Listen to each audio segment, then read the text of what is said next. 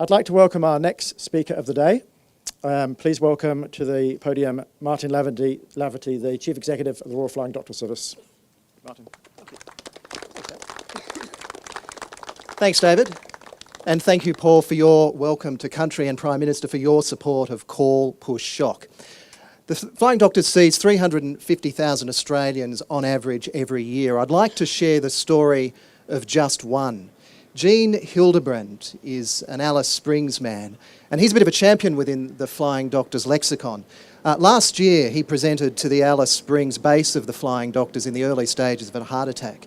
And on the 2.5-hour flight from Alice Springs to Adelaide to provide that care that he required, his heart would stop 54 times.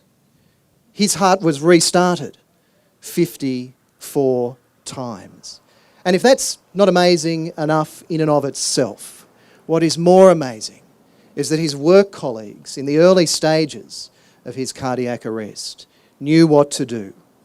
They knew to call, to push, and to shock.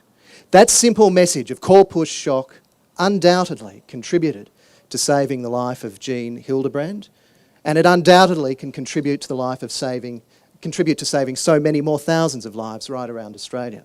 If you live in remote Australia, you're 1.6 times more likely to be admitted to hospital with a cardiac arrest than someone who lives in the city. You're 1.3 times more likely to die. There is unquestionably a greater prevalence of cardiovascular disease within remote Australia. So it's perhaps even more important that people in country Australia learn those three simple tasks of call, push and shock. The Flying Doctors, on average, can be on the ground with a medical team for the most urgent cases within 2 hours. That's terrific, across 7.5 million square kilometres.